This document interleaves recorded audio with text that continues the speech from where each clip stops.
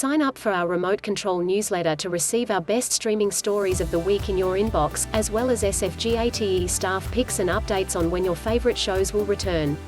The original Space Jam opens with child Michael Jordan shooting hoops late at night with his dad. As young Michael begs for one more shot, he talks about his aspirations, University of North Carolina, then the NBA, and a baseball stint, just like his father.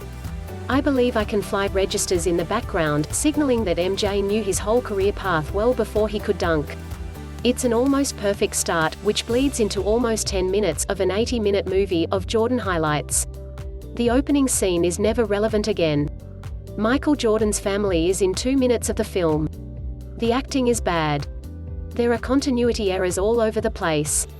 Bill Murray shows up for one play at the end because he called in a favor to the producers.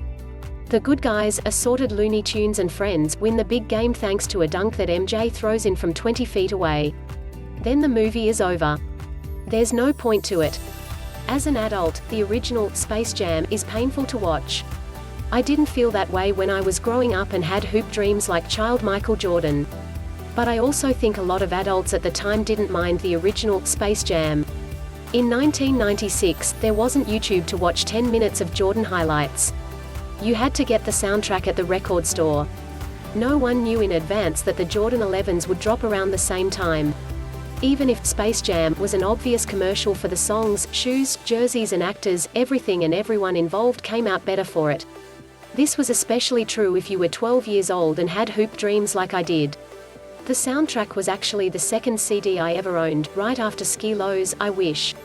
It's been 25 years, and here arrives Space Jam, ANewLegacy, which I saw a screener for earlier this week. I'll admit it, I was already fatigued about the sequel before I sat down to watch. I saw that Space Jam shoes and jerseys on Instagram months ago. The soundtrack, which is significantly worse, has been on Spotify for a while. The new star, LeBron James, is one of the most accessible athletes in the history of sports. There is no mystique about him whatsoever. And the famous cameos this time around first leaked on spoiler sites, then on social media, then just straight up ended up in the trailers.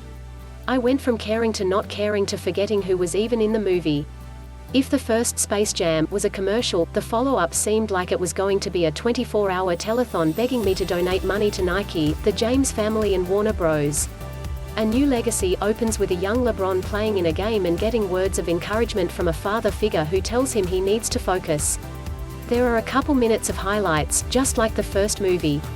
But it feels different.